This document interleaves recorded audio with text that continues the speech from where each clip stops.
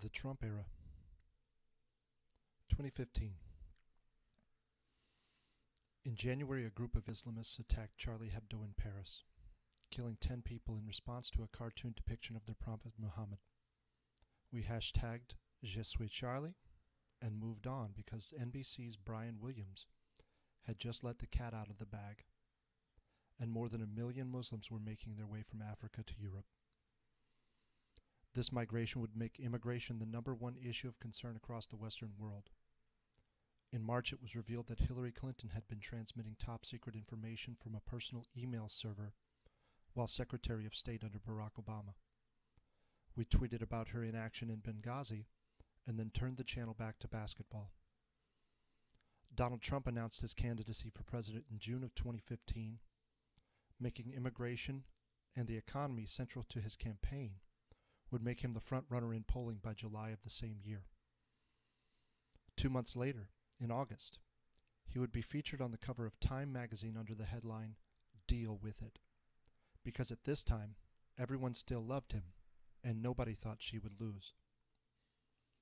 While everyone was still reeling from the tragic loss of Cecil the Lion, candidate Trump would assume a Republican Party affiliation in September, and Nellie Ohr, the wife of the Associate Deputy Attorney General Bruce Ohr, would begin conducting research on behalf of Fusion GPS and the DNC.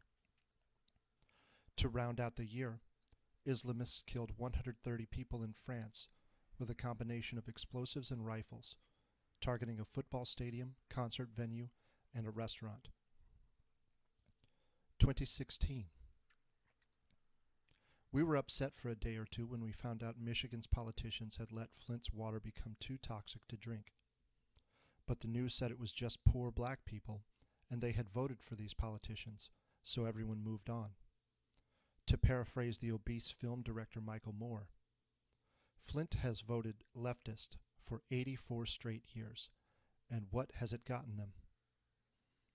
In April, the now missing Joseph Mifsud and George Papadopoulos met at Link University to suggest that Russia has dirt on Hillary Clinton. Papadopoulos would later mention this rumor to Alexander Downer, who passed it along to former Assistant Secretary to Clinton, Elizabeth Dribble, at the United Nations. Eventually, this rumor would make it to the FBI. There's very little discussion about the weapons deals being negotiated at this time alongside the Iran nuclear deal, in which persons like Manafort, Flynn, and Papadopoulos would most certainly have played a role. Because war is about stopping the bad guys, not selling weapons. It is in that same month that John Podesta falls for a phishing scam, and WikiLeaks acquires the first batch of Clinton's emails. The contents of Podesta's emails, such as references to spirit cooking and lists of donors from African warlords to mainstream media pundits, would quickly be buried in favor of the new boogeyman, foreign meddling. Those who expose the truth are the bad guys per our narrative, and it's a right-wing conspiracy theory that 98% of campaign contributions from mainstream journalists went to Hillary Clinton. In fact, Julian Assange spent nearly 8 years in solitary confinement for exposing a fraction of the truth about the military-industrial complex. In June, 49 homosexuals were killed by a gunman. We were outraged until we learned that the shooter was Muslim, and by this time it had become faux pas to discuss Islamic terrorism as anything other than an aberration. We quickly realized it was Islamophobic to be mad because his book says gay people should be killed, and he didn't know any better. Just as those who committed the 2,894 Islamic terror attacks in 53 countries, in which 27,669 people were killed and 26,170 were injured throughout 2015, did so for reasons unrelated to their faith. Our poorly trained and underpaid police also shot some people, as did some psych patients who were allowed to attend public schools with our non-violent children because state funding gets cut when administrators expel dangerous students. We chose to focus on the plague of gun violence in gun-free zones rather than the obesity and opioid crises that claim 350,000 lives a year, because guns are scary and communists require disarmament to impose tyranny. Some police officers were shot as well, but they ranked pretty low on the victimhood hierarchy, so we didn't care. In May, Trump is the favorite and has the delegates, and CNN correspondent and disgraced intelligence officer James Clapper reveals that people tried to hack the election based on a consensus from the same people who brought us WMDs in Iraq and a company hired by Hillary Clinton. A month later, Paul Manafort becomes the chief strategist for the Trump campaign. Russian hacking, having its origins in the Clinton campaign team, is born in the Washington Post. Veselnitskaya is permitted to enter the country on a special visa to meet at Trump Tower, having been denied previously, and the UK votes Brexit. The DNC emails are downloaded from their server in July at a transfer rate of 22.7 megabytes per second, which would not have been possible via a remote hack. The transfer rate suggests a direct download to a device such as a zip drive, and to date, no proof has been offered to the American public that Russians hacked the DNC. Shortly thereafter, an intelligence asset, Stephen Halper, meets with Carter Page, an oil industry expert. Crossfire Hurricane is officially opened. Bruce and Nellie Orr meet with Fusion GPS. Christopher Steele provides his DNC dossier to the FBI.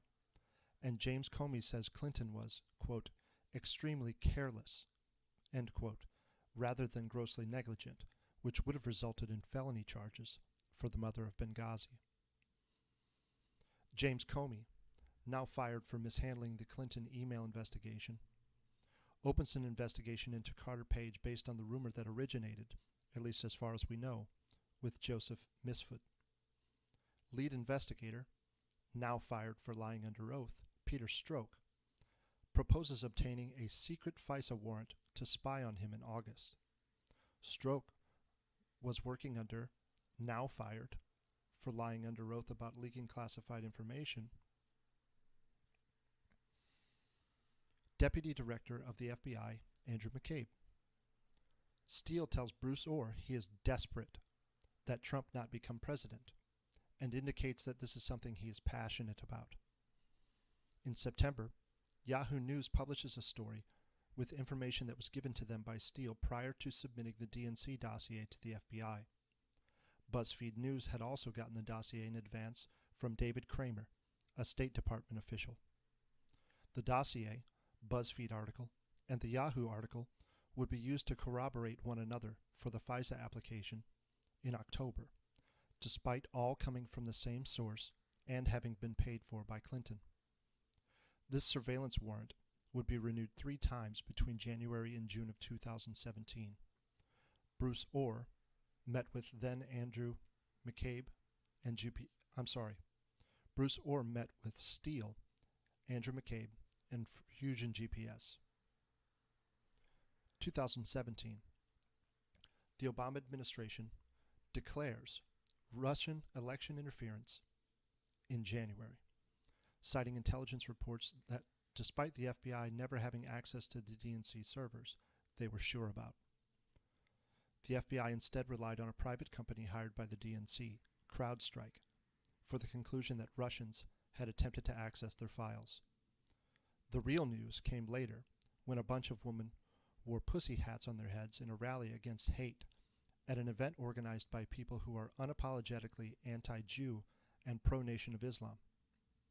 Islamists who, by the way, treated the world to 2,079 Islamic attacks in 61 countries, in which 16,541 people were killed and 14,579 were injured in 2017. The hypocrisy didn't end, as sexual assault and human trafficking charges were filed against #MeToo organizers and featured speakers who had been virtue signaling about sexual harassment. Muslims were still raping and murdering around the world. Privileged white men refused to acknowledge their implicit biases, and Dennis Rodman, who averaged over 15 rebounds per game with the Chicago Bulls, helped our celebrity president avert nuclear war with North Korea. Fortunately, despite the rape culture plaguing the 30,000 white women raped by black men annually, we were able to put our differences aside and stare at the sun as it was eclipsed by the moon. If only for a moment, we were united. 2018. At a time when we were told to be vigilant about the growing incidence of hate crimes, the number of such crimes decreased on a year-over-year basis. We cried tears of joy and sadness when Kate Spade and Anthony Bourdain hung themselves from doorknobs in typical Hollywood fashion, and President Trump crossed the DMZ to meet with Kim Jong-un. We learned that Harvard is discriminating against Asians for being too smart in order to get dumber people into the highly competitive university. But Asian privilege isn't a thing yet, so no one really cared. In a brilliant move, given their overwhelming representation among terror attack perpetrators, President Trump moved to block entry into the United States from nations where the religion of peace is predominant. Finally, another mental patient from a broken home decided to shoot a bunch of his classmates, and yet again we failed to consider the implications of child abuse, single-parent households, psychopharmaceutical drugs, and mental health in our society. No one seems to understand why violent crime and homelessness shot up when we closed the nut houses and shifted immigration to the third world in the 1960s. After all, correlation does not equal causation. 2019. In January, Islamists killed a bunch of people in Nairobi, and a government shutdown over border security had left the White House without its kitchen staff, so President Trump bought lunch for some football team that came to visit, and the media called him an asshole because he bought fast food. In February, President Trump called for unity in his State of the Union address and got Democrats to display their contempt for him and the nation, as they refused to celebrate accomplishments such as historically low black unemployment, the largest tax reform bill in U.S. history, and welfare usage falling to historically low levels. Jussie Smollett faked a hate crime and still hasn't gone to jail for it. And a guy in New Zealand killed a bunch of people in a mosque, claiming it was a response to Islamic terror and Third World invasion of the West.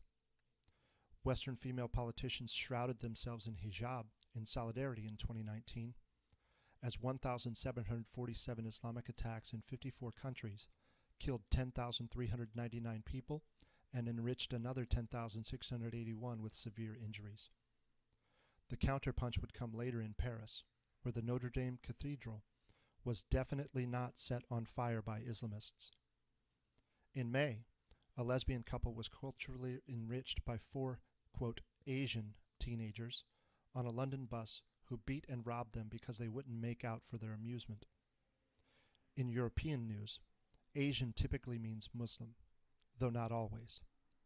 The December IG report confirms FISA authorization was the result of the Steele dossier, which had been paid for by the Clinton team, compiled by a compromised intelligence agent, quote, desperate that Trump not be elected, using paid anonymous sources. The Inspector General initiated an audit of the FBI and DOJ actions and procedures in this regard, and the investigation into President Trump found insufficient evidence to charge the president with collusion or obstruction of justice after Jeffrey Epstein didn't kill himself.